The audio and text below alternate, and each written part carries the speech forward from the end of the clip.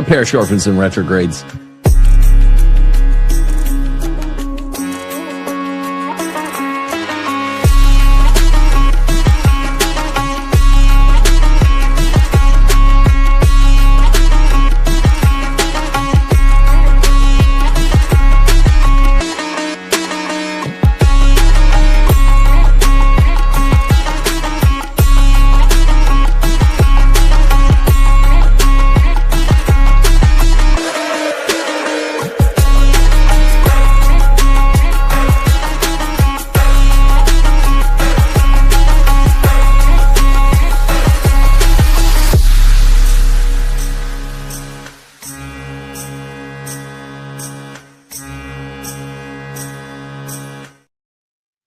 Greetings, parish orphans and retrogrades. I have a most special episode of Rules for Retrogrades for you today. Now that summer is underway, this is, I think, the first show since summer has technically started, even though it's been like 1 to 2 million degrees in South Mississippi for the last 2 months. This is technically it. I've got everybody's favorite exorcist, Father Chad Ripperger, with me today to discuss the SSPX really quickly, and then aliens more thoroughly. Father Chad, it's always an amazing honor to have you with us. Thanks so much for taking the time out of your busy schedule. Yeah, thanks, Tim, for actually having me on. By the way, if I'm everybody's favorite exorcist, could you talk to my critics? Yeah. By everyone, I just mean the important people. All right. Oh, there you go. That's it. That's the ticket. Maybe before last month, I might have said, probably not, I'm just saying it for a joke. I might have said that Father Rossetti was everyone's favorite exorcist, but that has been, oh boy, yeah, bald-faced falsity, because he's been removed now. And you and I were talking about the whole aliens thing, the Rossetti thing a little less. And I'm not just blowing smoke. Your point of view on the aliens demons thing is really important, and even biographically on Rossetti. But first, I want, and we're going to be joined, folks, later by my friend, quite frankly, great New Yorker, Catholic revert, just fascinating cat who has long wanted to meet and interview Father Chad. And Frank just knows so much about this stuff that we're going to be talking about today. It was the perfect time to introduce you guys. Really quickly, everyone, smash the subscribe, like buttons, and of course the notification bell. You need to do that if you want to support the program. Do so on Locals or at timothyjgordon.com, where you can hit donate. But we really want to get all the way into the matter. And first, we have to deal with SSPX, Father Chad, because in early 2026, I think it was February, Superior General Davide Pagliarani announced that the society has been making plans, and had been making plans in late 2025, to proceed with new Episcopal ordinations, consecrations, those of Father Pascal Schreiber, Father Michael Goldade, Father Michel Poinsett de Sirvi, Father Mark Hanapir. So this is going down allegedly on July 1st. What's your first thought, initial impression? My problem with the SSPX is that I have a very complicated view of that whole discussion. It's complicated by it's complicated because the Vatican has been complicated, frankly. But my initial thoughts are I would like to see them not do it and try and work something out. But that's kind of my initial thoughts. If you want to get into the nitty gritty of it, I'd be happy to. As Jack Black says in Nacho Libre, the nitty gritty. Yeah. Okay. So I have a more nuanced view than the average pro or con Catholic out there too. But here's my first detailed question. Nuance is better for cats like a Father Chad or a Tim Ward. When dealing with an unknown quantity like obedience, an unknown soteriological quantity / quality like obedience, how are these guys? Let's assume that we're kind of, broadly speaking, rooting for the SSPX because they stand for something good without rescinding from the details. I mean, right. So how are these guys who are basically good guys so confident? How are they not sleeping in thunder, given that we don't really know what are the real push points and pull points for making it into heaven when you've done an act that's disobedient, you're claiming an emergency condition? Like, how wouldn't you as a priest be worried about not meeting muster on obedience? I'm not the most obedient cat by nature, and I think I would. Yeah.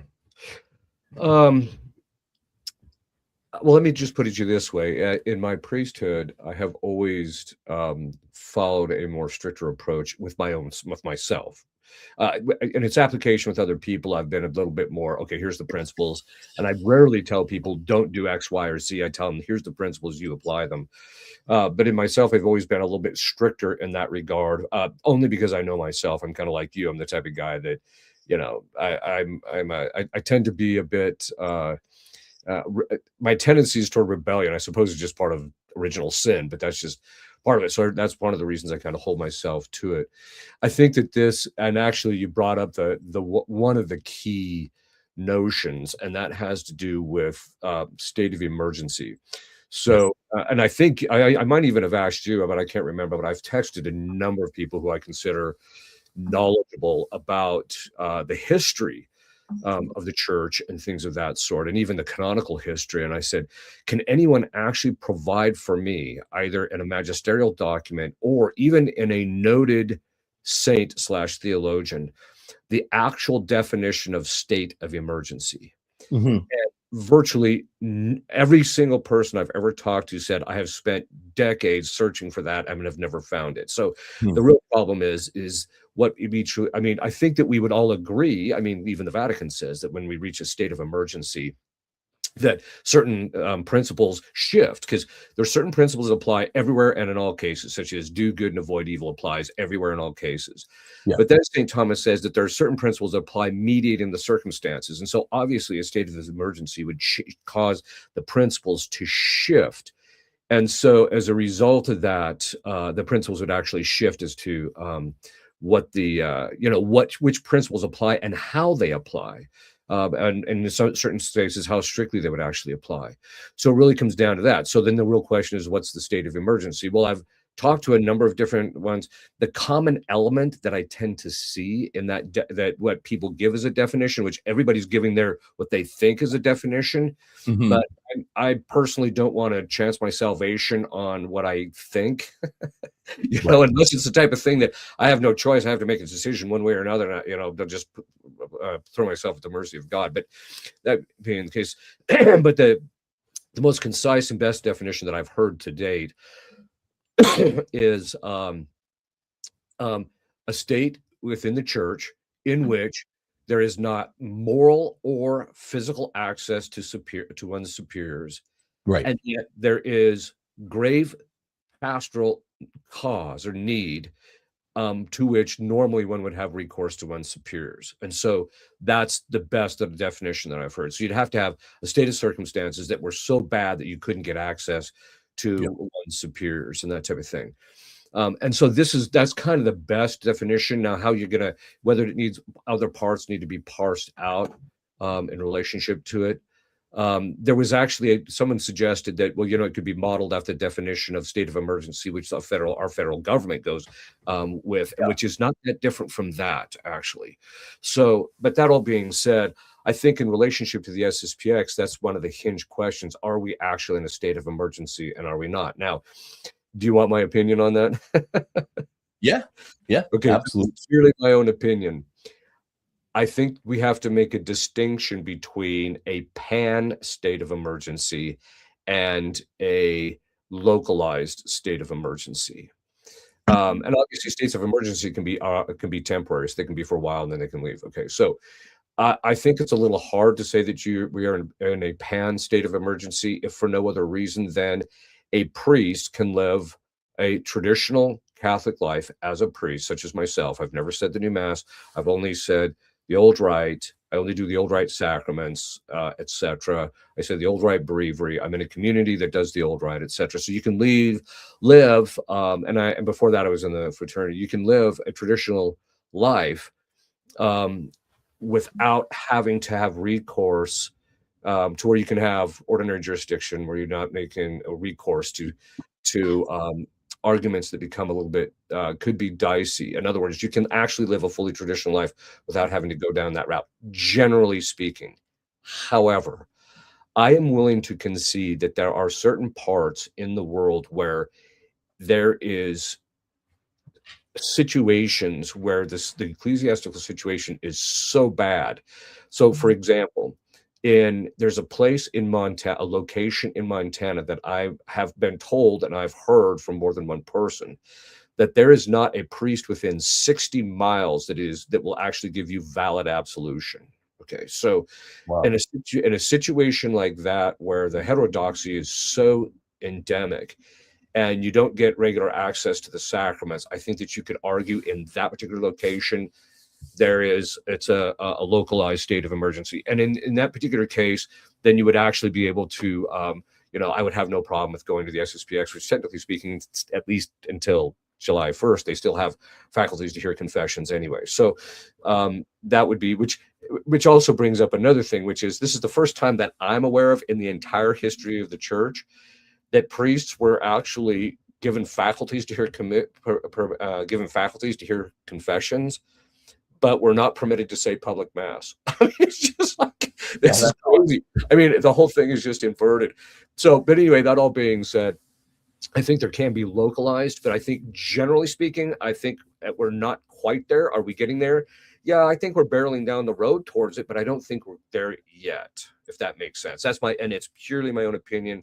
I'm willing to hear other people's points of view on it. Yeah, you texted me back when this started going on in the spring. I was, I guess, on your list, and I said there's a couple points of note that I think are highly concomitant with what you just expressed.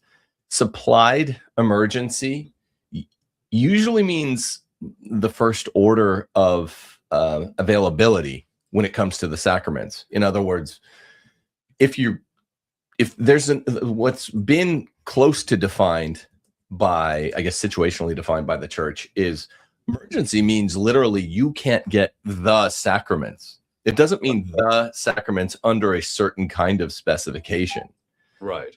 That's all I found when you were like, hey, look into this. I'm having a bunch of people look into it. I never found that you get to supply emergency kind of JDX, no emergency jurisdiction for, well, there are the sacraments a minute from my door, but they're not the sacraments the way I want to take them, the better way, which we all agree about. Right. So that's the first problem there. And the second problem is that, sorry, did you want to say something there? No. I'm in agreement with you. Yeah. I mean, that's basically just what you said. I thought maybe I triggered some memory, but so I guess really what my first question to you was that you answered pretty much how I answer it, which is pretty similar. Brennan and Audra Nakane, who have this new personality typing system, say that you and I have the exact same personality profile. Not glazing, just saying. I think your personality profile is perfect. Not just kidding. Wow. You just don't want to hang. You don't want to hang your salvation on, curially speaking. If we're talking about court, I'm reasoning like a lawyer. A matter of first impression. So if it's the first time that a high court or a higher court has weighed in on something and they're going to adjudicate and legislate from the bench, you don't want to hang your hat on a 50-50. Maybe they'll side with the more liberal view of emergency. Maybe they'll side with the more strict view of emergency. But here's I wanted you to weigh in on this, and then, whatever else you want here. There've been these Vatican warnings by the dicastery. Hey, this is the exact same fact pattern as in 1988, which resulted in those excommunications of those 4 bishops. So in February 2026, Tuccio, the DDF prefect, who is idiosyncratic, none of us are huge fans, I'm sure.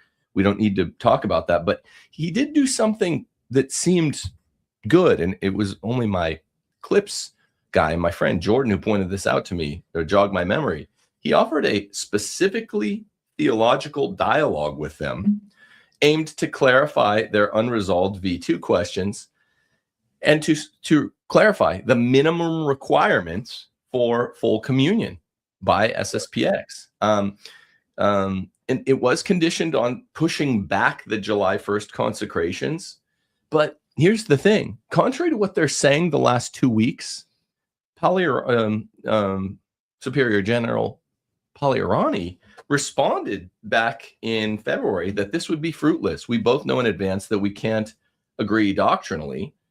And now Tucci's saying, well, if you go ahead with it, it's going to be a schismatic act. The Pope has implied as much. But I hear all the SSPX adjacents. I'm sympathetic in many ways, but I hear all their kind of big talkers out there saying they'll never enumerate the specifics. Tucci, God bless him, he's not usually with us, but he actually offered to do this in February. Were you aware of that? Yeah, I actually was.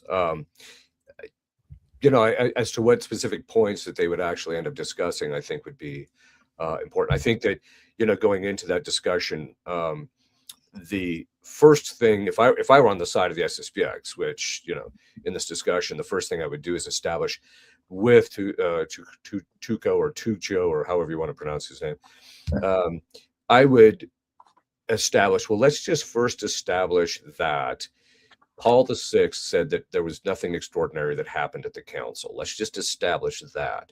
So anything that is in the council that is not in congruity or could be demonstrated to be in congruity with the tradition is legitimately open to discussion, because I think that would at least open up the door to some degree. Yeah. And then you can talk about those things based upon the specific things based upon the merits of the thing. Because one of the biggest problems, as you know, is people just want to say, well, we just have to throw out all of Vatican II. Well, you can't do that, because there are certain things in there that are an expression of what the tradition has always held. The second is there's also points in which it was kind of the common opinion of theologians, but then it became enshrined in the council. So, for example, how ordinary magisterial infallibility works, right? That type of thing. But anyway, that all being said, you can't just throw everything out. There has to be it literally has to go down to literally line by line in some of these cases. So you can't just throw it all out. So I think that that regardless of what happens on July 1st, I personally wouldn't mind seeing the Vatican being open to discussing these things in the light of the tradition, if they were willing to be open to it. I do want to return back to one point that you were made before, and that has to do with, trusting your salvation on a guess, basically. Historically, as you well know, having studied these things, the church has condemned two moral systems. The Tucci's position, which says that you have to follow the strictest interpretation of the law, always. And the church has condemned that. But then they've also condemned laxism, which I kind of feel bad about that. I wouldn't mind seeing a little bit of, I would personally love to live a life of laxism, but obviously I'm not going to. Okay. But that all being said, the church has always said, and the theologians have always said, that when it comes to the administration of the sacraments, you are morally bound to follow the Tucci's position in the certitude of their validity. And so you can't proceed on administering the sacraments based on guesswork or based on speculation. You have to be as certain as you possibly can in relationship to them. Because if you're not certain, have moral certitude about the administration of the sacraments under certain circumstances, then you have to refrain from it, or at least do it conditionally, or what have you.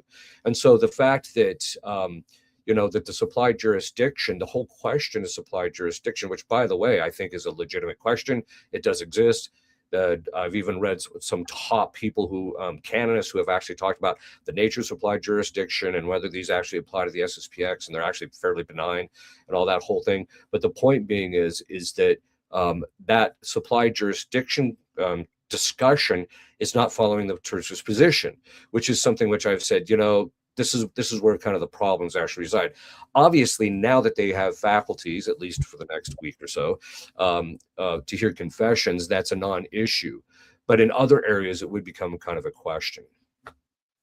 Yeah, I think that's a great answer. I mean, that's exactly how I've viewed the whole thing. I mean, it sounds like you're really rooting for them, for these 4 priests, which are probably really faithful guys, Yeah. if you prescind from the pure obedience question, and heaven knows we're rooting for SSPX.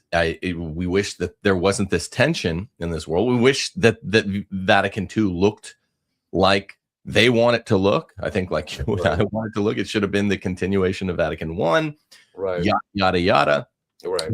At the end of the day, sorry, this will just be a kickoff question. Then we're gonna get Frank in here, and we'll get to aliens. Aliens and demons sounds like a Hollywood production, but I can't get over. I know people are going to get mad at me for saying this, okay, Father, but I just want you to say something on this. I cannot get over the fact that, as much sympathy as I have for the SSPX position, all that, they'll do this Mott and Bailey where it's like, well, Vatican II is, technically it's sound, but it's bad through the spirit of Vatican II, which is kind of what everyone believes, even believing that spirit of Vatican II was cooked up before the council. Right. More or less, I think that's probably your view and my view. But then when they're really feeling their oats, even some places on the SSPX website, they'll say, but the council itself is bad. So it's that Mott and Bailey fallacy, the argumentative claim where you go back and forth between a sexier, indefensible claim and a less sexy, much more defensible claim. Right. Here's the thing on that one.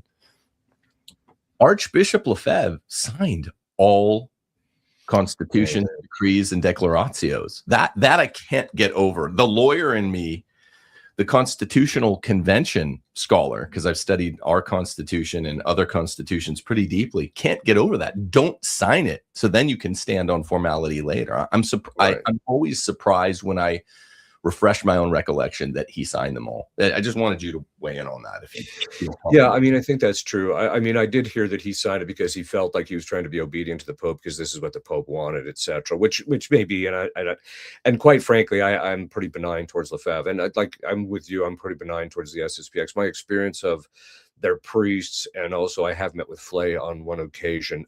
We both kind of got snookered into meeting with each other. Each thought that we were supposed to, that I thought he wanted to see me, and he thought that I wanted to see him, and then the next thing we know was just we were set up. But we did have a very amicable thing, and I think he's a very earnest man. I quite frankly think he's striving for holiness. The real question in all of this boils down to obedience according to St. Thomas Aquinas. Here we are not following the Sulpician thing, which is you just do whatever your superiors tell you, put your mind on hold. St. Thomas says, no, even obedience has to be regulated by supernatural prudence. And that's what the real question is in all this. The question is the application of the principles in the concrete, and that's what everyone's ultimately arguing over. And that's why I'm pretty benign towards the SSPX as a result of that, because they might see it differently, they might experience it differently. On the other hand, I just think that the principles can be applied differently. So and I think that's the the whole thing is so unfortunate. So, but we'll see what actually comes of it. I will say this though, and again, I'm not trying to defend the SSPX if they go ahead and do this. Like I said, I'm with you. I'm kind of rooting for them on one level, but on another level, I'm like, let's see how it all goes down. But the question I keep asking everybody is, well, if they consecrate the bishops without a papal mandate, which according to canon, which my understanding is according to canon law, and as I said, is an excommunicable offense, what is the Vatican doing about China? Yeah, for sure. Absolutely. So if you're going to be consistent, you should be doing it with China too. Or you just don't do it with the SSPX. You just do what you do with China. You rubber stamp it later or whatever. But the point being is that there has to be a lack of hypocrisy, or at least the appearance of hypocrisy on that level. Of course. Absolutely.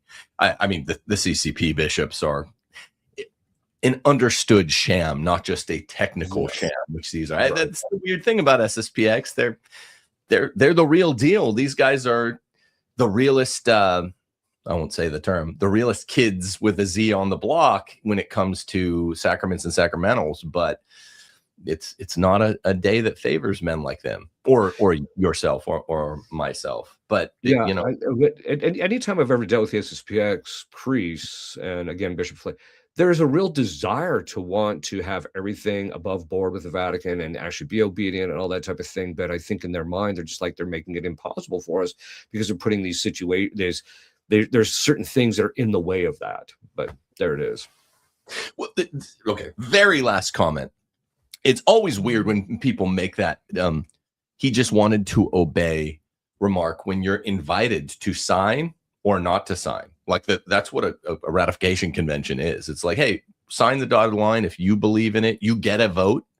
Or if you don't sign, that's your vote against. Like, you're encouraged by curial institution to sign or not sign. So there were actual bishops who refused to sign a Vatican II, extreme minority. But that's not a matter, that's straightforwardly not a matter of obedience. Whereas once we have, I'm not talking about the mafia, but once we have the quorum, we have La Cosa Nostra, we have a thing. You know, that's the thing about constitutional ratification. You don't have a thing if they don't meet the quorum of ratification. You do have our thing, our new thing. If you meet that, then not only with the reification of the document, but also the reification of the duty itself, then it's possible to talk about, you know, failures of obedience. So it's a real lack of understanding, if that's what was motivating Monsignor Lefebvre. Again, I'm very sympathetic. I'm always loath to talk about it. As people know, I rarely weigh on it, because I do, like I said, I'm kind of rooting for the SSPX. On the other hand, you know, the Vatican itself has been contradictory in how they've dealt with them and stuff. So I get it. I just don't. And you cannot say, as you know, Tim, you can't say anything in this area without getting beat up by somebody. So there it is. No, so thanks for coming on and clarifying. It literally, someone's going to be mad at you anytime you say SSPX, particularly if you're kind of where we're at, where it's like, I like them. I don't, for their sake, I don't want them to be excommunicated. Okay. Right. Enough. Let's say this much. It's summertime now. We're on the third day of summer, technically. Actually, the SSPX consecrations are set to go down a week from tomorrow. So everyone pray for them, that it all goes well. Also pray for yourself, because it's getting hot. And if you are in a place where you need to get your family out, then go to www.realestateforlife.org, where a pro-life, pro-Catholic person will help you get to wherever you want to go. I mean, permanently, to make a move, to get a new house, to sell your house. www.realestateforlife.org. Get out of your blue state, get to a red state today. I did it. I brought my family from the bluest to the blue. I got to the reddest of the red, and we've never been happier. So realestateforlife.org. People were laughing at me as we get, quite frankly, my buddy Frank in here. I tried to drink water with the coffee, and all I had was the sippy cup. So people are laughing at me. What's up, Frank? Speaking of sippy cups, how are you, bro? I know. Well, I've got my copper cup here today. Tim, thank you so much for having me on. It's a pleasure to speak with you, Father Chad. Your media appearances over the last few years have been compelling, so compelling. I appreciate your work greatly. I'm happy to be here. Good. Nice to meet you, Frank. Yeah. Well, I mean, so much of what you guys say prior to coming on goes right over my head. So I'm just glad I'm here to talk about aliens, because I hold on to dear life. Well, so I'm just happy that we can talk about some aliens. We watched like a lot of alien movies lately, and with one thing that strikes me, both of you guys, they always look the same. For almost 100 years of Hollywood movies, they really haven't had a lot of creativity in terms of sketching up what aliens look like, have they? Well, I mean, it's usually, it's the big eyes and little mouth and gray and all that. But the bald head. Yeah, and the bald head, which we can talk about a little bit later, because there have been exorcists who've actually seen people morph into that. But obviously, I kind of like some of the alien movies, like the alien movie where the alien looked like, that had a great big head and they were about to chomp on you, from the actual movie Aliens. I mean, I don't mind those movies, actually. They're good. Sometimes good. I mean, Signs is a great one. Signs is really, I like Signs is really, isn't it a masterpiece? Yeah, yeah. Did you? But have you watched Disclosure Day yet? Did you? No, I haven't. I have not had the opportunity. I've just been too busy. What's your take on it, Frank? Honestly, it's the hype. I was interested about the hype, the promotion of it. It was very interesting to me that they actually pulled the director into it to inject him into the trailer to say that this is the truth and all that other stuff. I was going into to try to figure out just what they were going. I knew it was going. It was always going to come back around to pluralism. I knew that, Right. and when I got there were some things, some hints of stuff that I was picking up on as far as symbolism and how they were drawing up and pretty much trying to explain what could have constituted religious faith up until this point over the last however many thousands of years, how many things could have been misinterpreted as miracles, or even just I felt there was a lot of almost like alien Pentecost themes that come in with the arrival of the cardinal, and suddenly everybody can essentially speak in tongues and be heard in languages that they didn't know natively or anything like that. So, but other than that, I felt it was an absolute dud. As far as coming from a director who really set the standard for what a great alien flick could be, nothing unique really came of it. So I just overall I wanted to see it just to see where it fits in over this timeline of official disclosure, which we've been on in a simmering kind of a way since December of 2017 with that Tic Tac footage that came out. But that was my review. It wasn't anything really unique at all, and I think it's just going to fade away. Have either of you guys heard of Bob Lazar? Oh yeah. Yeah, I'm sure. Frank, maybe you too. He claims that, and the guy's a kook. He's been disproven time and time again. I think he's actually the basis for most of these Hollywood movies. Very Spielbergian, Jewish themes in the movies that discredit Christianity, which is what I think Disclosure Day is. I think they all use him. But he says that aliens have been here 10,000 years. They created religion. They created Jesus to control Christians so that we wouldn't destroy our own bodies because they're using and because they want to use them as a kind of shell. It's that kind of old trope. You see it in a lot of the movies, and it's very, very specified against Christianity. So did you want to say anything about Bob Lazar? Oh, we'll get to more specific theology, Father, in a bit. And I know Frank has a bunch of questions for you, but I mean, well, Bob Lazar fits into a very specific category of people when I actually read about these particular things. So, and this is something that you can appreciate, Tim, as a philosopher, but I tend to follow the principle of evidence. Now, and I follow it in this, especially in this area, I follow it very closely. And basically, there's two ways in which the principle of evidence is formulated. The first is that a single piece of evidence contrary to a thesis negates the thesis either in total or in part. Okay, so, and this is one of the things that you tend to see people. This is why, when we see stuff on TV, we've got this is a mostly peaceful protest and that it's burning in the background. Well, I'm literally seeing evidence contrary to your thesis, right? So this is how I know what you're telling me isn't the case. Okay, so that particular thing is very important because in this particular area, there's a lot of things that kind of come up in that area. But the real formulation that I tend to think applies in this case is that the certitude of assent, intellectual assent, is based upon the certitude of the evidence. Okay. And so this is a very important principle because it basically means you have to look at the evidence precisely for what the evidence is, no more and no less. You can't, especially in this area, you can't look at it and then listen to someone's theory about it and then project into the evidence and think that okay, this is actually what's actually happening.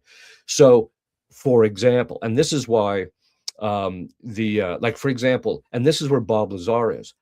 Okay, I'm willing to listen to the guy. Quite frankly, some of the stuff he says is interesting. I mean, I kind of like listening to the guy, even though I think most of what he says is questionable. But where's your evidence? This is the fundamental problem that you actually have. It says, oh, well, I've seen this and I've seen that. I said, okay.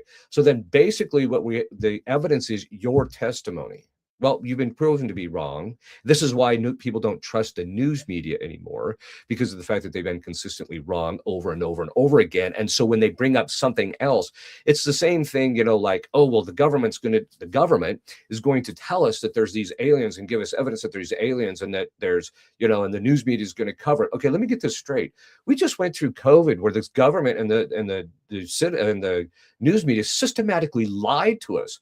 Well, there's a thing called integrity. Once you destroy your integrity, I can't trust you until you show for a long period of time that you're telling me the truth. And then I'll start listening to you again. But anyway, the point being in all of this is the same thing with Bob Lazar. He's in that category of people of, where's your evidence? Until, you know, giving a really good theory and making things kind of fit together and make things look pretty good, or telling us, oh, well, they have it here, or I've seen this. Until I see the evidence, then I'm just not going to buy it. And this is one of the reasons why I tended, the book is, I don't even know if it's in print anymore. It might be, but it's just called The Alien Intrusion by Gary Bates. And in there, it's a bit dated, but he starts going through all of these, the quote, evidence that they keep producing and the photographs that they keep producing.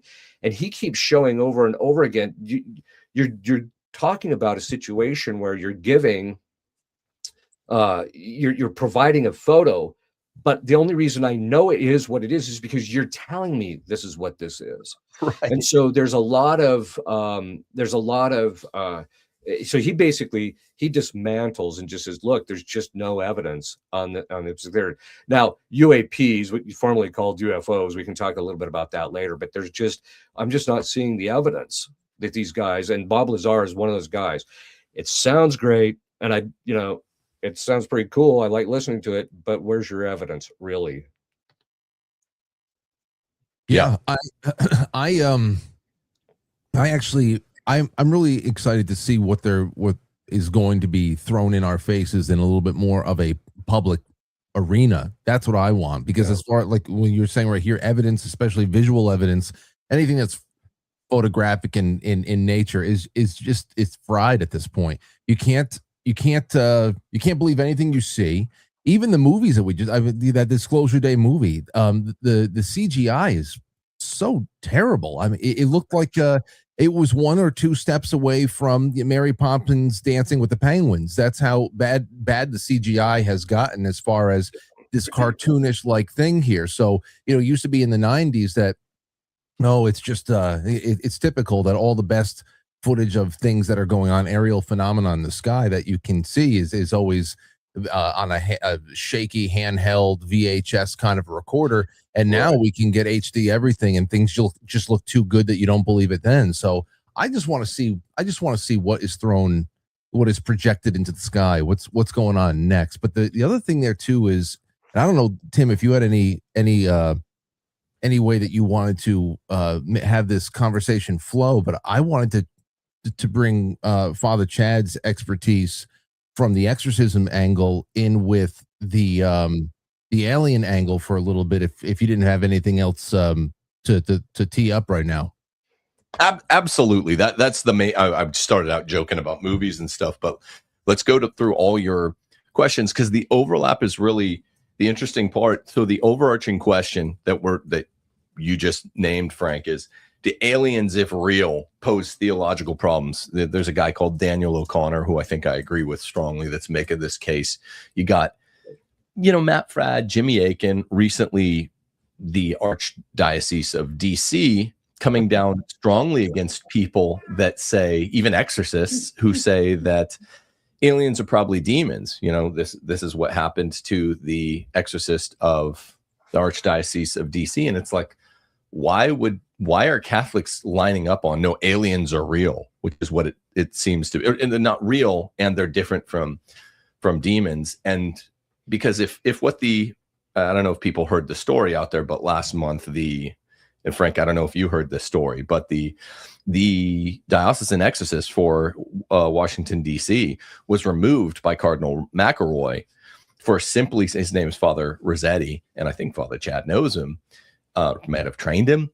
He got in trouble for saying, I'm in my personal opinion, aliens or demons, this is an exorcism kind of thing. So yeah, proceed with the question. We talked about it, Frank, and we've got the man here with us that has the answer to all the questions. If you want to tackle it as a matter of a first blush, Father, then you two guys go at it. Well, yeah, I mean, this actually has to do with a joint interview that you and I did, Tim, with Robert Morrow Jr. Yep. And it has to do with DC actually there too. I mean, and Father Chad, Robert Morrow Jr., he spent about 10 years as a friend and a traveling companion of Father Malachi Martin. And he told us a story about being called down to the Pentagon in the late 90s because a psychological warfare program, all designed by dark occultists, of course, were going sideways, and servicemen and women were being what they believed to be possessed, and Father Martin's prescription being a full Roman exorcism, of course. But the reason why I bring this up is because not only do we have that overlap with the psychological warfare programming being so rooted in occultism, but the same type of that same class of people were also very they're very significant in the founding of our space and rocket programs. And the U.S. space program, you have OTO members, Jack Parsons. I mean, he's a Thelemite, daily adorations to the sun, several attempts to incarnate what they believe to be goddesses, things like that. This is all the reason why I bring this all up, is because these types of programs and these ventures, they are really at the core of what quite a few people have thought that made the 1940s ground zero for opening portals to other worlds and or to other dimensions, and may actually be a little bit more of a practical explanation as to what people are experiencing other than intergalactic visitors, that it's something that is a little bit more rooted in dark occultism, and that it's a more of a spiritual and like a biblical war or an encounter rather than neighbors from a neighboring star. So I just wanted to tee that up for you. Yeah, I actually know, I have read some of that stuff as well. That a lot of these people were actually involved in the occult and things of that sort, and so it kind of opens up a door, so to speak, for them to either propose things which the demons are telling them, or it just provides it provides an actual motivation as to why they would actually do these kinds of things. In fact, one of the commonalities of in relationship to in relationship to aliens and demons are we kind of touched a little bit on it before, was the fact that it's tries to give an alternate explanation to cosmology, that basically that there's these aliens, they came, they seeded us, and then we're basically just their offspring, etc., which basically means then the whole question of original sin is out, Adam and Eve is out, that whole question is out.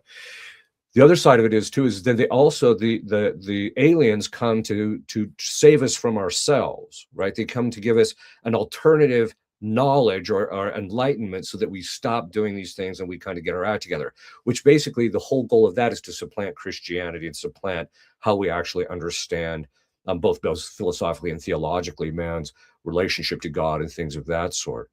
And so I tend to and the other side of it is and this is something we can talk a little bit more about later too, is Gates talks about this, but you can go online and just do a basic search of the number of people that have been started to undergoing an abduction, or who are seeing UFOs. The minute they invoke Christ's name, Jesus, boom, the number of people that have all of a sudden, it just evaporates. The demons, or the aliens are, boom, they're not even there anymore. All of a sudden, everything's just gone, etc. And so that gives us an indicator that there's something connected to the occult in some fashion in relationship to all of this. And so I think that, these are little bits of facets areas that we can go down if you like. Oh yeah, absolutely. I've always had an open mind to, whether it's a mixed reality kind of a thing. Usually anytime somebody paints a situation with a broad stroke, I figure there's got to be an outlier in there somewhere. Just like, the crop circle stuff from the 90s. Even back then, I have to imagine that most of it is just all hogwash. But, what if? So I always keep an open mind to that. But that's where I would have started off. Is just from your standpoint of your vocation and in your work, where that can all tie in. Yeah, I mean, obviously the question of the occult plays a big role in all of this. The other thing is, which I have mentioned actually publicly, which and for some reason or another, not too many people paid that much attention to it, but the fact is that I know exorcists who have had cases of possession where the demon would manifest. And by that, we mean the person would actually change shape or morph into particular things. So this is something that all exorcists see this. So, some exorcists will see them, the demon, the person will actually morph or change into, looking like an animal or things like that. But there have been exorcists who have actually, during the sessions, all of a sudden the grays show up, and they actually refer to themselves as grays. And the person literally morphs into that big eyes, bald head, gray face with a little thing, and literally the person literally morphs into that. And what they tend to tell people is that we're basically between the angels and men, which, by the way, I have a philosophical thing, which I'd love to run by Tim to see his take on this. But basically basically they say we're not angels and we're not demons, but we're neither good nor bad. We're kind of in the middle, and so we just kind of do God's will by helping people out or what have you. But they're kind of this, they claim to be this middle ground type of a thing. And of course, the minute you don't buy it or the minute you bind them from manifesting that way, then boom, they stop. So that this has happened to numerous exorcists where they've actually seen this. I've never seen it because they know I don't buy it. That other exorcists have seen it.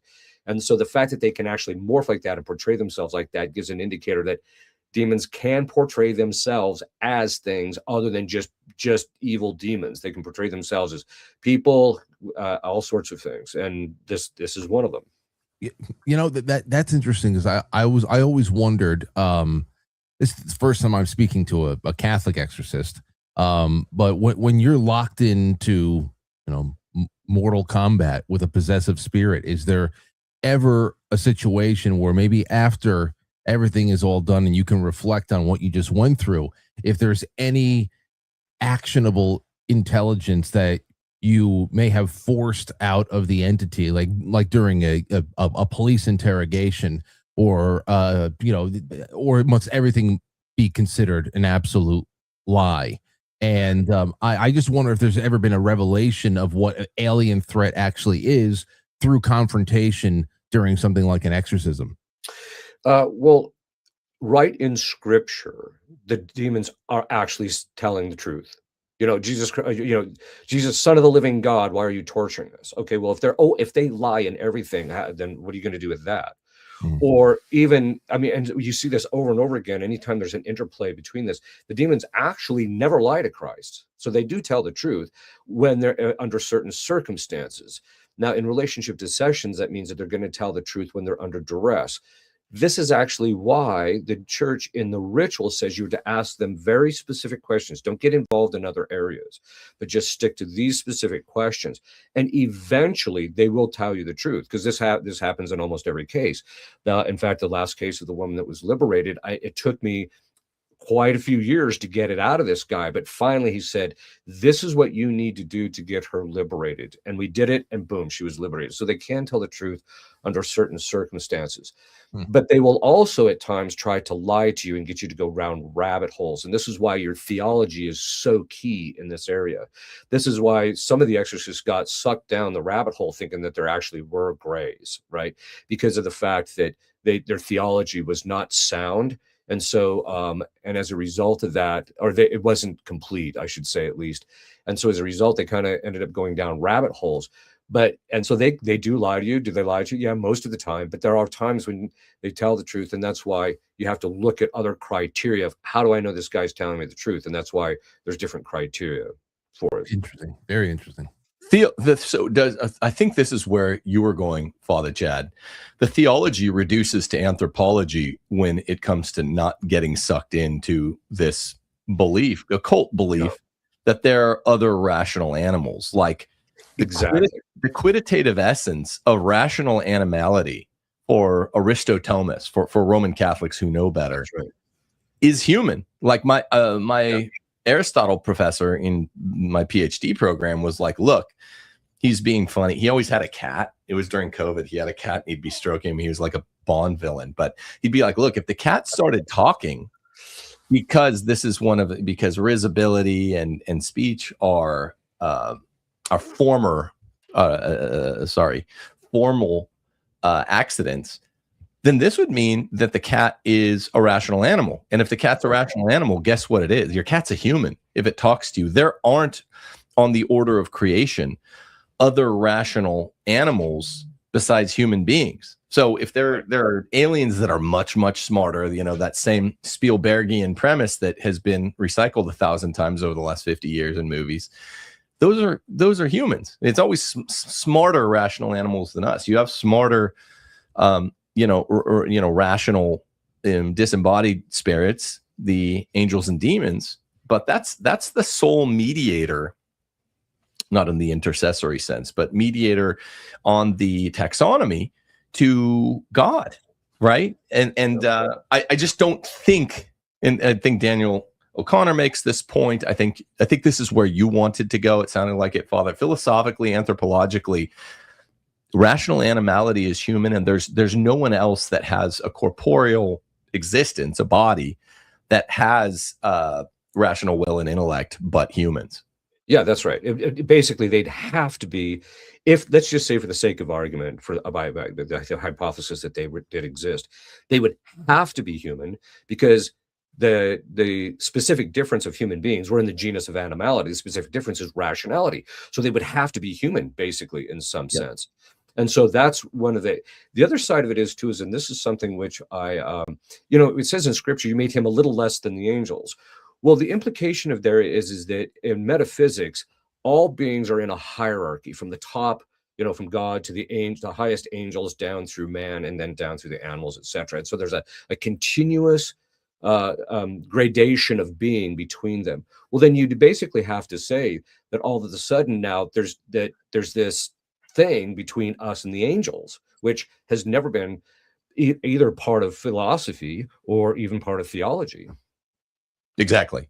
It's not Bible. I don't know if you know the work of Daniel O'Connor, but it's really good. And I would just say it's being pushed back on by those like, I don't know, Cardinal McElroy, and even in softer ways by maybe more establishment podcasters like Matt Fradd, Jimmy Akin. Jimmy Akin's always had the alien fascination, but do you see orchestration there, or what? I mean, real quick, this doesn't have to be a major point of emphasis for the.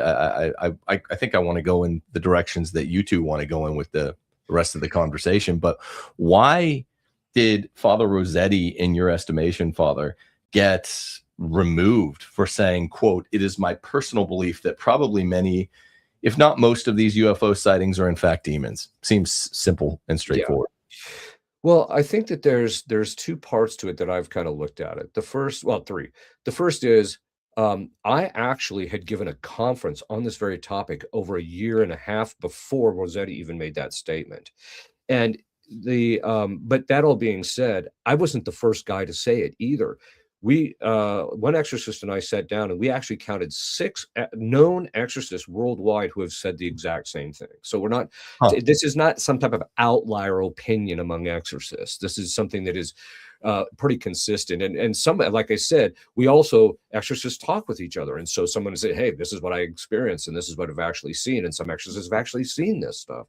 So this is part of it.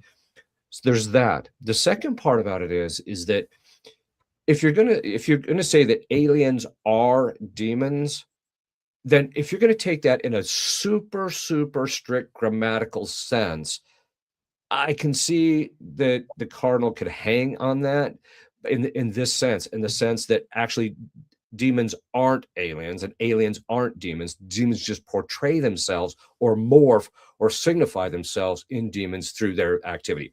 Okay, if you're going to hang on that technical of a thing, that's the only out that I can give on this particular case. But to be honest with you, and this is my own opinion, and you know, and I don't mean any ill will towards the cardinal, but it just ecclesiastically, it just simply looked like an excuse to get rid of Monsignor Rossetti. It just looked like that. I'm not saying it was, I'm just saying it kind of looked like that. And so that's why my take on it was that he was basically hung on something that was kind of common opinion among most exorcists, which kind of surprised me. I have a I have a question for you guys that I often throw out there because I love ufology, and it's always I binge on old Coast to Coast episodes late at night if I got nothing going on. I just like listening to all this stuff. It's very entertaining and cozy to me. But when it comes to disclosure, and especially the types of disclosures we're talking about here, where the debates really come down to, are we talking about physical, corporeal, beings, or are we talking about something that is, that is spiritual, whatever? The real thing is that there's a revelation that is brewing, that we're being prepared for. And when it comes to that in particular, as much as I am a fan of this topic, I always think to myself, what is the United States government, the Chinese government, the Italian government? What are earthly governments really what role do they really play in keeping revelations like this, whether they are, superior representatives of an ancient, far-off intergalactic civilization, or whether they actually are celestial beings that we can read about in the Bible? What would the permission from, or any of the gaslighting from the United States government do to keep them from letting their presence be known to us? I mean, that is just so. That's why I always said, if this is all real, then I have to imagine that the aliens or the demons are actually in control of the governments, that they are the government, because what else would hold that information back if they actually did want to appear in the sky and hover about everybody over Times Square and make themselves know? Who's going to stand in front of it and say, don't look? So I mean, just from a practicality standpoint, I don't get any of this stuff. And then, of course, you see the messaging. We were talking before. I went into that movie just knowing that we were going to get different takes on, this kind of a pluralist worldview. And of course, in the trailer, there's Steven Spielberg saying a big part of this part of this movie was going to be focused on how the church comes to deal with it. I mean, and here's a Jew talking about the church, and as it's a singular, he's not talking about Zoroastrians. How are the Zoroastrians going to? How are they going to, conceive of all this stuff and work through it, or is the mostly Hindu government out in India going to fall apart once this movie comes out? And it's so you can just tell where it's all going, and it has to be earthly machinations from that standpoint, because I just don't think anything divine or anything even just superior from a civilizational standpoint would ever allow an earthly government to keep them a secret. And the greatest part about it inside the movie was one of the female protagonists, one of the main females in there. She was studying to enter the sisterhood, and she left it, and and all that stuff because she wanted to get married and have a boyfriend and all that. And when they have to go on the lam here, they have to go on the run. They go back to her convent and they're hanging out with their mother superior over there. And that is where the guy who was the whistleblower, who was bringing all this stuff out, and he wants to show the world the Disclosure Day broadcast, shows her what's going on. And in that footage that he shows her, there's an alien getting interrogated and, you know, tortured, and it's screaming and all that stuff. And she goes on to say, you can't show the world this. You can't show the world this. People believe in a supreme being, and now you actually want to show people actual supreme beings. And I'm saying, you're talking about the animal we just saw getting tortured by American scientists. That's the supreme being that crashed. It crashed their car over here on the earth. It's like nothing worked out. And so the messaging is still, it's all very earthbound. And that's what I've been grappling with. I don't know if there's a question in there, but that's just some thoughts. Yeah, well, I mean, I think that just one thing, and then let Tim talk. That's why I said, like, let's see the evidence, but then from the evidence, and this is part of the problem, is the evidence only allows you to go so far, but people are making logical leaps all over the place, just like you mentioned, Frank. There's just the logical leaps. Even when they show us footage online, look, this is a UFO. There must be aliens. Well, wait a minute. What I just saw may or may not line out with whether there's things from other planets. It might be something else. There's other, so it's the logical leap, in addition to the lack of evidence. The logical leaps are just amazing. Yeah, and to that point, before Tim jumps in, what we see in the skies there is paradigm shifting. It's paradigm shattering, and because forget about whether or not the question of who the pilot is, if there even is a pilot. What people have been shown and what people have witnessed in the desert at night and all that stuff, these silent vehicles that hover over. I mean, we're talking about propulsion systems, energy systems, things like that completely destroy any kind of concept of the way that we live day-to-day life, where we walk down the street and we're just pretty much we're underneath a rat's nest of telephone lines and power cables. You know, we're still living the way we were mainly like 100 years ago. It's been a lost century of technology. So there is a lot of world-changing elements into what is in the skies that we can't explain. But the real question again is, who's holding all the cards and how we interpret that, and then who gets to control the paradigm going forward once the chapter is flipped. I think that's the real thing there, because they want us to get hung up over who's piloting the technology in the skies, and meanwhile it's the tech that's life-changing one way or another. And one line before you jump in, Tim. Frank, I'm willing to admit that everybody in the government is an alien, just like it was in Men in Black. I'm with you, man. I'm telling you, I'm with you. A reptilian. That's right. I mean, come on. We got Jesse Waters on Fox News giving us the breakdown of 4 species that would have never heard talked about any other place than, you know, at 1 o'clock in the morning with Art Bell 20 years ago. That's crazy. That's true.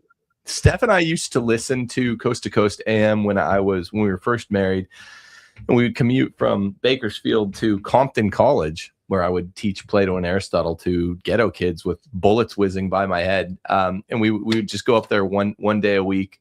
And one time we were listening to Coast AM.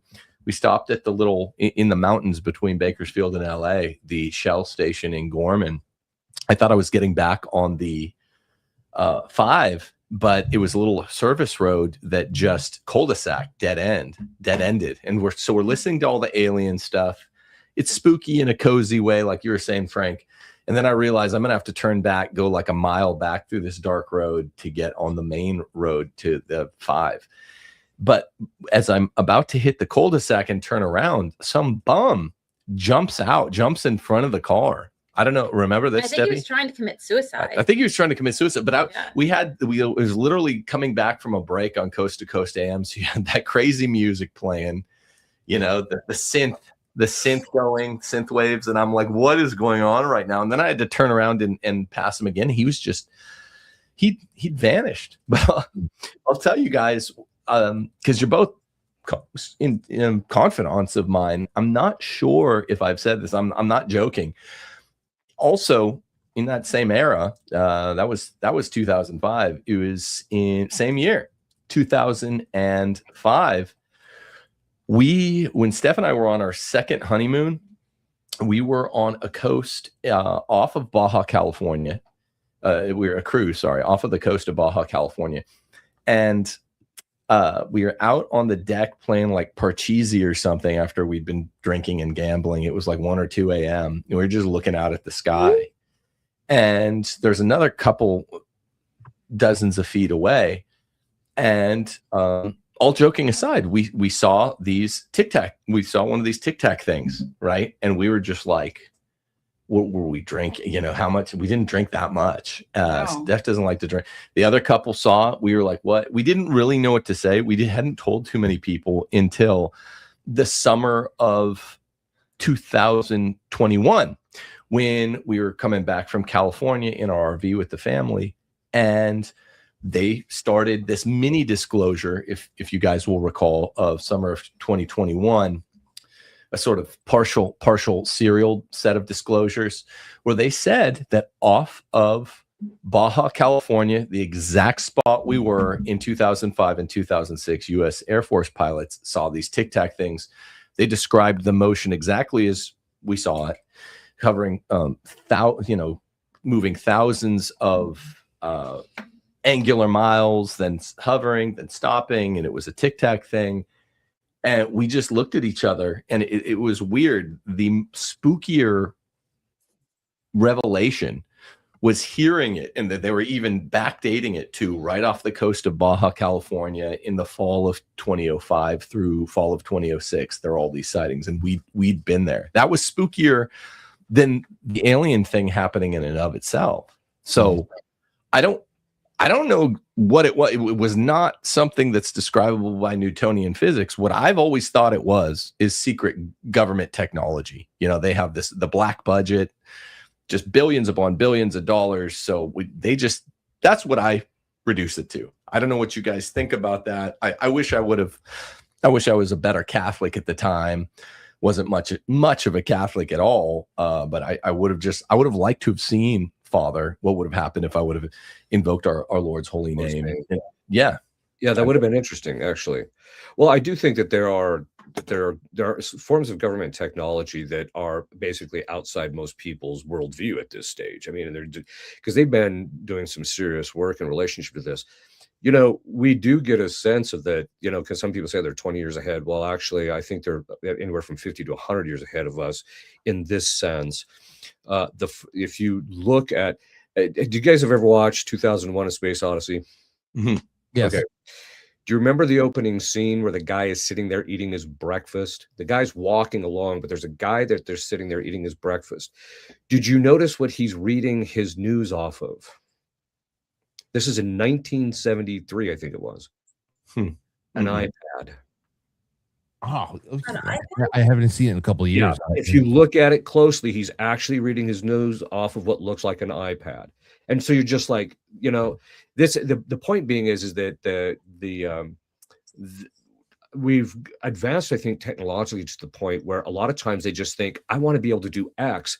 And then they throw the money at it, and they're able to actually do a lot of these things, you know. And so that's why I think not all of them. I think some of them actually. I think even some of the UAPs that people are seeing are also demonic, but I think some of them are actual government experiments, and so people are seeing stuff that they can't explain because it doesn't fit, like you said, Newtonian worldview. But on the other hand, they might have figured out ways around how laws are applied in certain circumstances. But the point being is that I think a lot of it is that some of it is actually technology. Wow. Yeah. There is one other thing that I should mention. There's one other thing I want to mention too, and it has to do with this. Even with that advanced technology, it doesn't mean that the demons aren't involved. There was a saint, I can't remember which one it was, but they actually predicted Tesla, not Marconi, because Tesla was the one who first did it ultimately. But she actually makes reference to, and she was like 200 or 300 years before Tesla. she makes reference to there's going to be a sad old man to whom the demons will teach how to communicate at long distances. And so, and we also know that there have been some people that are involved, and there was kind of a little bit, Frank was kind of touching on a little bit. I think that some of this technological advance that we're seeing is the result of divination. People are actually going to the demons and say, how do we do with this? What can we do with that, etc. Because there are some people historically that we know that that's actually occurred with. Even when you listen to Tesla, I'm not saying necessarily that he was intentionally involved in the occult or what have you, but when you listen to how he came up with his inventions, he would literally describe it as the entire machine would come into his mind instantaneously at once, instead of kind of reasoning it out and then kind of putting it together, which is the normal human process. Well, yeah, so that thing where the whole thing comes in at once. Well, we know that that's what happens in divination. So I'm not saying that our government's involved in divination, but I wouldn't be surprised if people who are trying to advance the technology don't get involved with it as a form of getting their technology where they want it to be. How much of, sorry, because this is something that I hear competing accounts of. I'm curious, Father and Frank, what you think of the competing accounts of Tesla basically finding electricity and then having it stolen by the government, on the cusp of that propositional versus infused knowledge thing. Do either of you guys know any about the veracity of the history of that? Who was it stole it? Like PG&E stole his thing. He wanted to distribute electricity for free. Edison and PG&E came in. Yeah, actually, my understanding is it was Morgan who was actually funding the ability to transmit electricity without wires, which it can be done. I mean, we do it now. I mean, your phone can do that now. So on its charging. Well, he had kind of discovered that off the beginning, but as soon as Morgan discovered that you could not put a meter on it and make money off it, he pulled the funding and it had him arrested. Oh wow. Okay. You ever see the Prestige, Tim? Just once. Yeah. David Bowie plays Tesla in that. He's got a couple of great lines, really incredible lines. And when he's out there in Colorado Springs, and they actually show him dealing with power sources that are essentially just coming from the ether. And he said the first time I changed the world, I was hailed as a visionary. The second time I was asked politely to retire. And that it's just, I feel like there's a lot of that going on. As far as there's all the stories about Westinghouse versus Edison, Tesla versus Edison, especially around the late 19th century. As far as who stole what, we always hear about the FBI raiding Tesla's apartment after he died, and they're actually being that's actually the basis of a lot of the Donald Trump time travel theories too, because Trump's uncle was part of that. I think the acquisition of all their stuff, and it's an interesting thing, and it actually makes for a really great late night conversation. It does. I just tend to I don't know, when it comes to all of this, I figure that there is just a little bit more. I don't know. There's a few things you guys said now that it's actually just crossing my brain up. But the Tesla stuff is incredible, and we should definitely do that more on another day. We have to. It's all very terra firma disruptive. You don't know what the epistemic ground is and I think that's kind of the point. That's what mass psychosis events and psyops, I think, are oriented to do. So people just need to keep their, Father, would you say, sort of come back to center? People keep their eyes fixed on the prize. I think we get a lot of call-ins anytime we have Father Chad, if you have some time for that. But particularly from locals, what's the North Star here? It's always. Well, I mean, obviously the North Star is Catholicism. Yeah. I mean, I actually mentioned this in the conference I gave on aliens and demons. I said that, one of the things that we have to start doing is stop being hung by what ifs. What if they find an alien? What if they find this? Okay, that might be a logical possibility, but it's not a real possibility. So stop worrying about it, you know? And so my basic attitude is this is all a distraction to keep us from actually focusing on our faith. And I think it's also a distraction for I think it's an easy thing to distract people who don't have a solid philosophical and theological framework in their lives to easily be led down a path where the government can control them more, or certain things can be done in relationship to people. So, but I'm just, my basic attitude is, you know, and as I mentioned, when you take the principle of evidence, you know, if you see something that maybe the technology, is this technologically possible? Well, it could be. So let's take a look to see if there's a natural explanation for this, rather than trying to say there's, you know, aliens coming here and giving us their technology. Tim, you know, I think that's part of what I was going to say about the technology itself, and how you both were actually fusing these things together in a way that where Father Chad even said the things up in the sky is, you can't really discount what that could be on a spiritual sense. And I started thinking about all the testimony of people who have made that kind of point of contact with something that was in the sky, and there was an observer effect kind of triggered there, that people had a feeling of being watched, that there was actually a conscious connection made with whatever that they were observing, that they knew that they were being seen, and that there was a little bit more, almost like they were being probed energetically.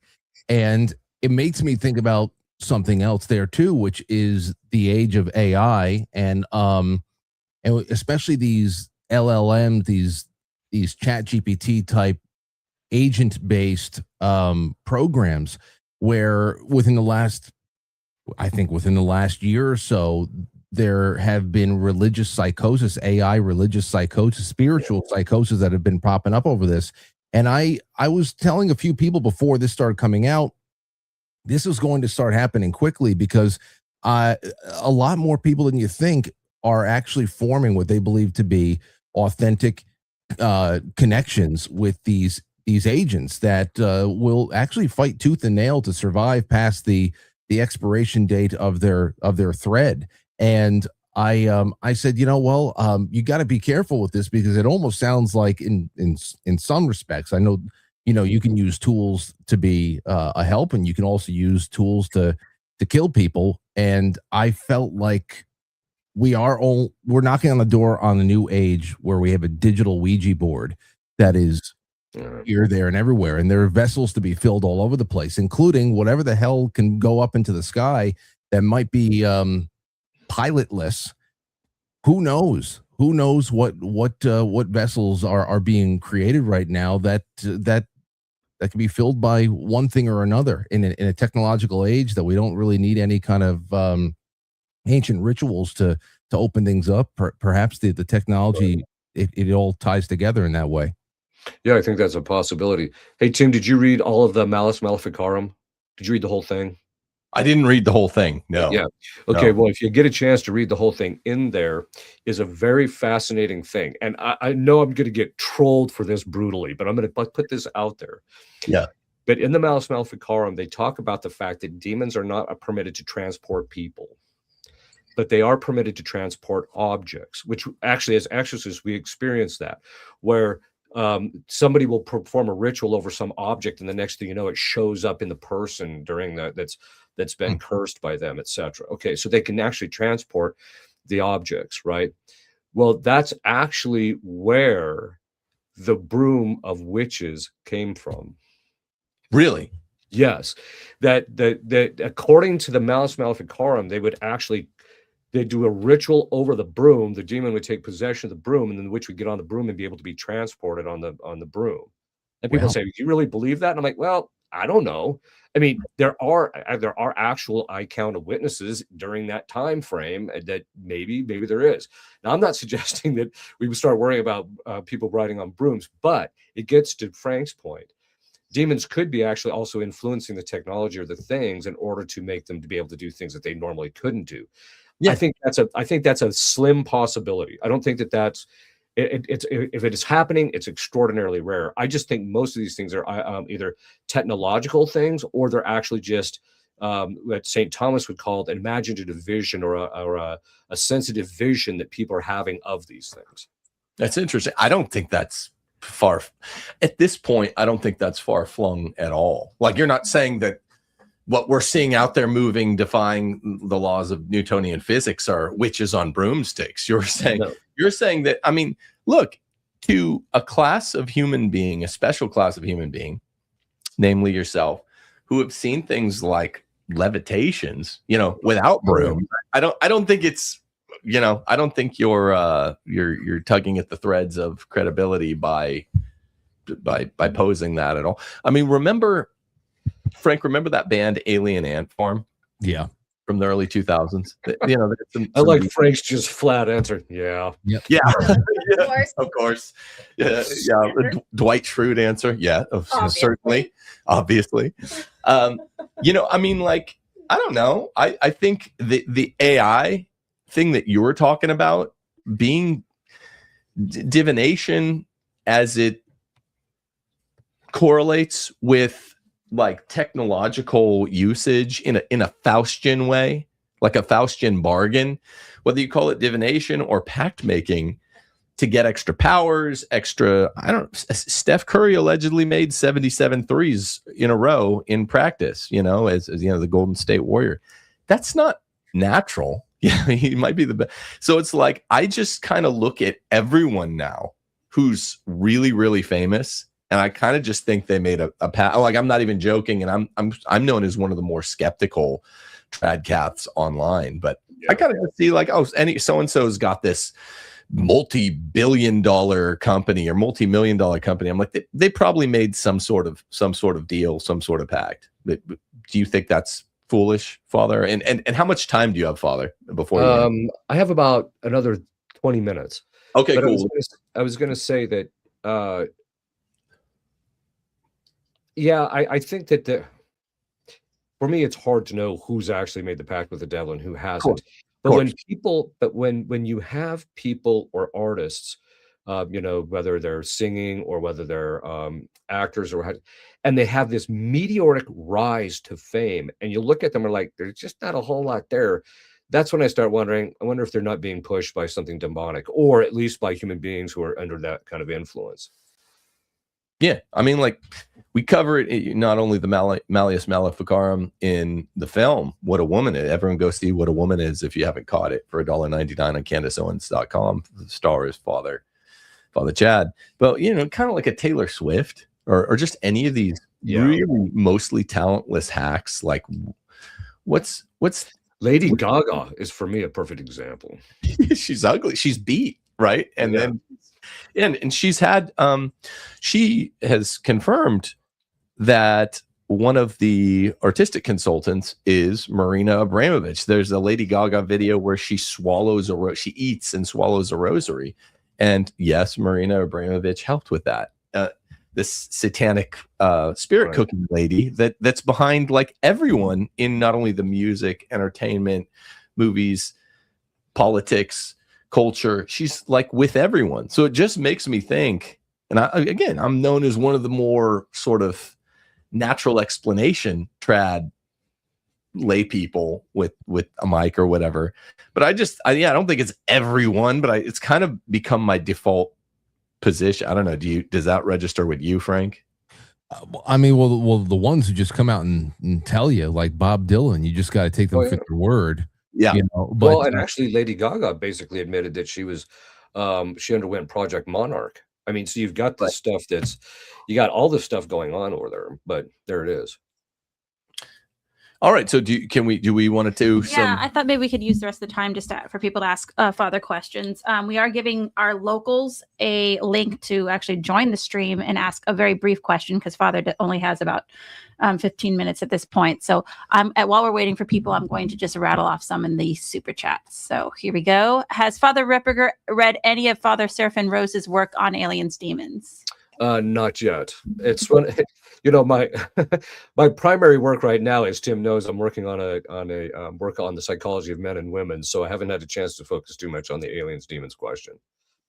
Fair enough.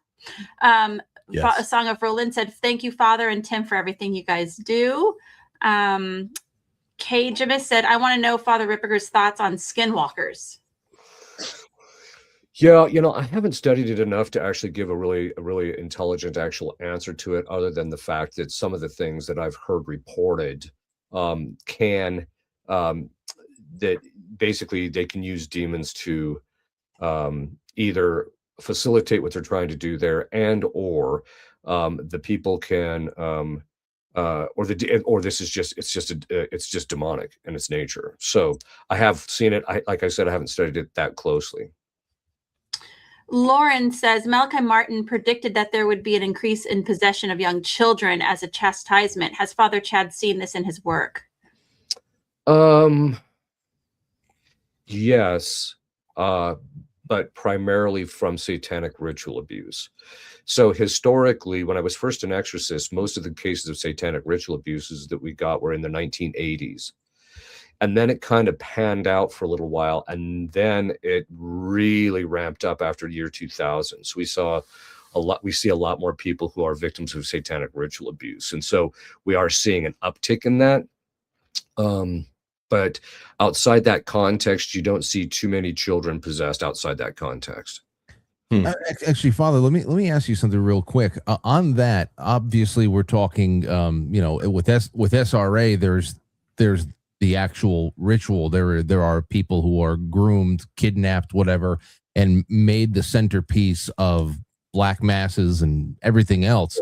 But as far as, and I talk about MK Ultra a lot on my show from time to time, and the stance I usually take is that this has become an actual underpinning of our culture now, that MK Ultra is actually a huge part of the culture, in the way that we are repetitively bombarded in school with mantras and with the subversive thought and counterculture movements, and of course just the way that the media acts. It is a trauma-based mind control machine there. How would you take all the prime elements of satanic ritual abuse and extrapolate it out to what has been adopted by popular culture? I'm not exactly sure what your question is asking. For example, how you would, we were talking about children becoming more possessed because they are the object of satanic ritual abuse. Right.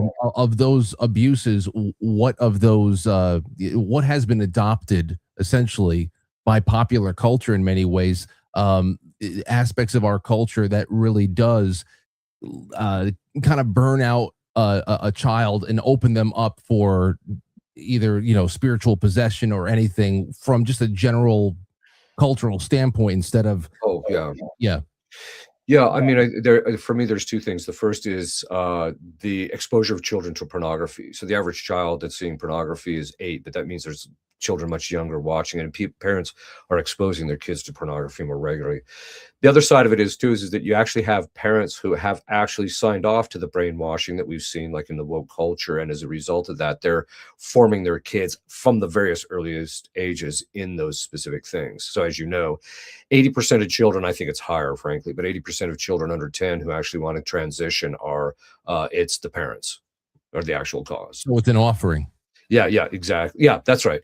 And I think that the other thing is that I have a conference that I did on the structure of brainwashing from a Thomistic point of view, and we have been undergoing that systematically since the 1940s and 50s in this country, and now it's just at a level in which I think that you're seeing the level of controlling of what people think is at such a level now that it's, the minute you say anything contrary to that, people just think you're the one that's insane.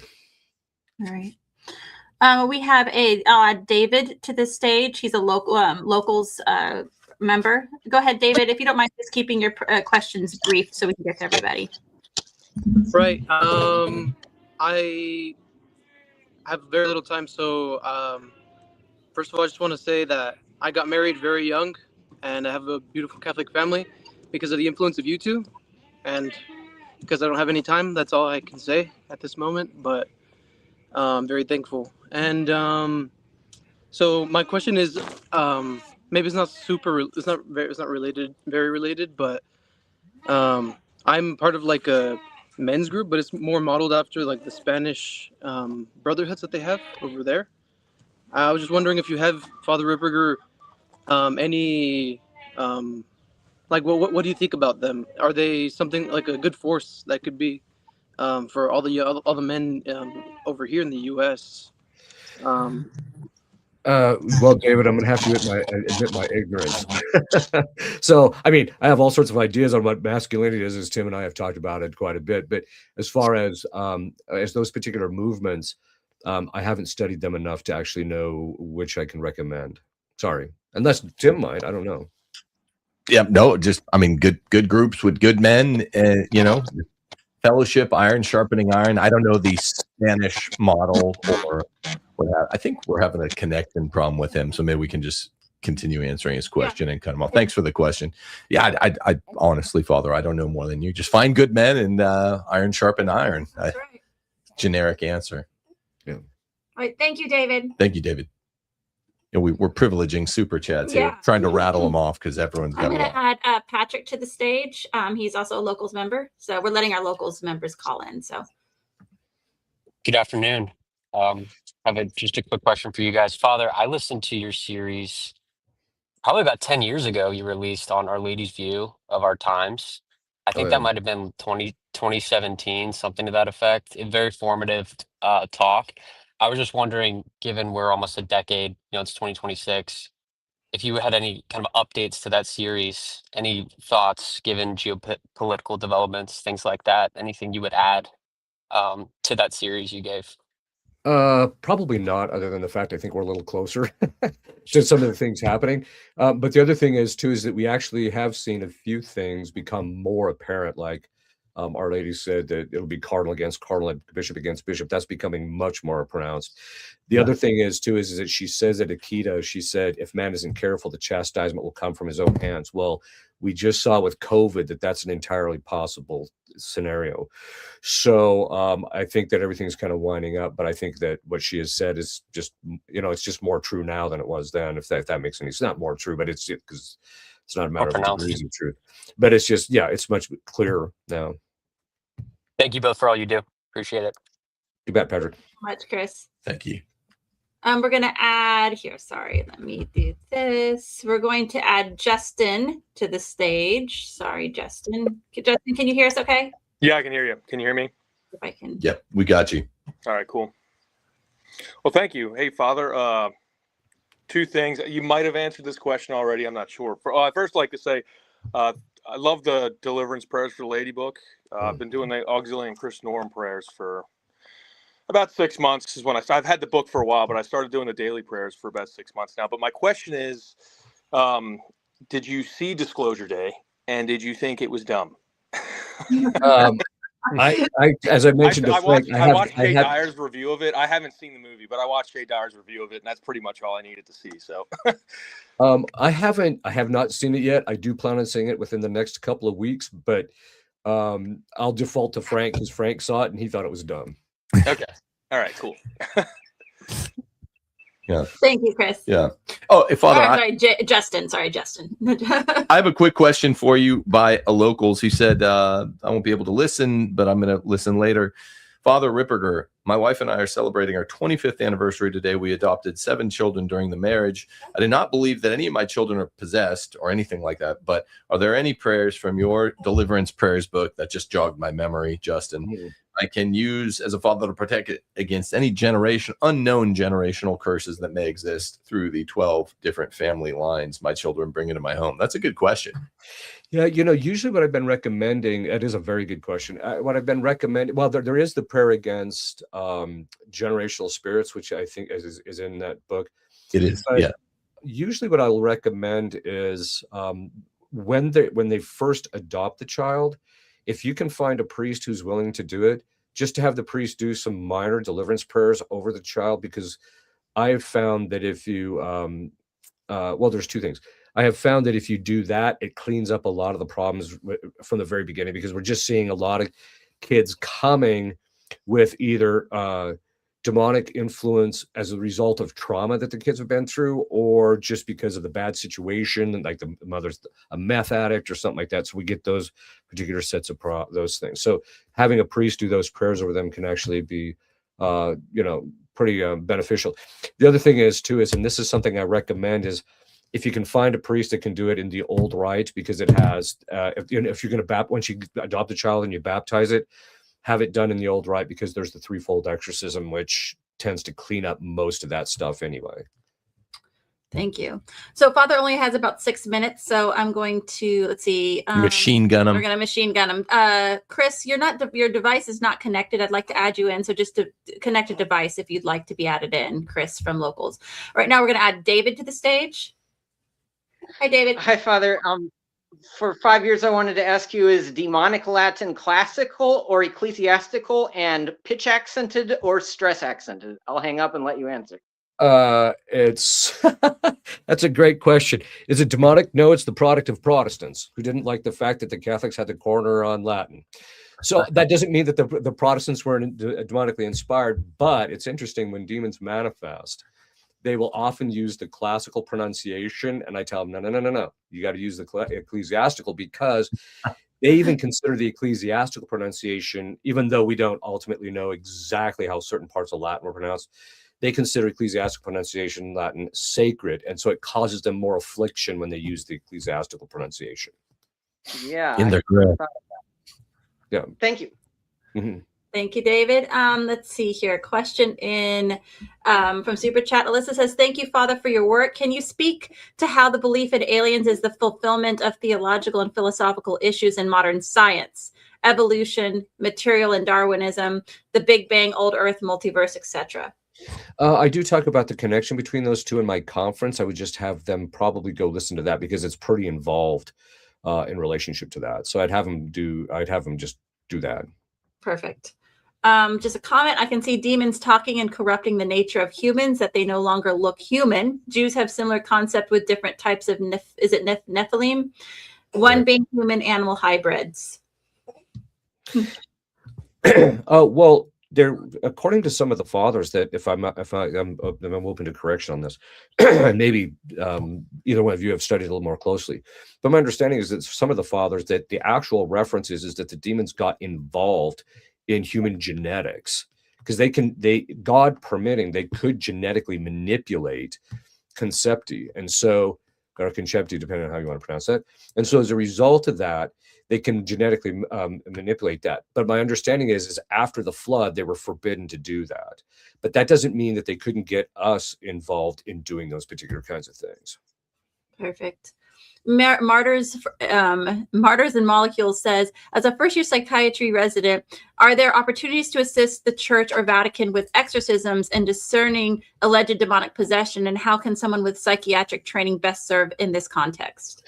If you're a psychiatric resident, my recommendation is that you go look at a place called the Thomistic Institute for Psychology. It's basically a group that I have started. There's about 140 psychologists, medical professionals, and psychiatrists that are members of that, and we meet this upcoming year. We're not going to meet because we have a few things we have to iron out, but then we're going to meet. But we meet every year, and usually in end of January and February, we have a 1-week set of conferences in order to get people to do two things. One, to come up to speed on a Thomistic anthropology that undergirds the psychology. But then the second part of it is also we have a module where we talk about their connection and how they can assist us in what we do. Perfect. And last comment, some medieval theologians considered fairies and fae to be between angels and humans as well. There are a lot of similarities between aliens and fae. Okay, Tim, you want to make a comment about that? Fairies?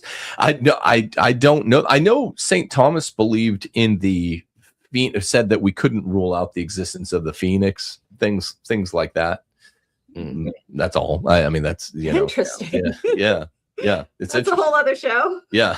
Well, because there's only one phoenix, so that's all. Those are all the questions. That should be it. Yeah. Wow, great show. Wow. Yeah. All right. The good stuff. So Where can we find you guys? What are you working on? Quite frankly, your YouTube channel is always something I want to push, because it's good stuff. It's actually well, it's off the beaten path compared to the philosophical work you're doing. You're changing lives over here in a different way. I'm essentially the Burger King ball pit compared to what's going on over here. So yes, that's it. And I go That live. might be, Frank, but that just means if you're off the beaten path, you're part of the mainstream situation right now. Oh, you know what? That's you know, you now you got me something else to think about. I'm live nightly, weeknights, 7 o'clock, having a good time, and you can find people like Timothy Gordon come by and hang out over the course of the last however many years, and it has been really a great honor to finally be in the same stream as Father Chad, and I wish you well. Yeah, well, thanks, Frank. I appreciate it. It's good to actually meet you. It's interesting to actually hear somebody who actually has read and actually can speak intelligently about certain things, which is always good.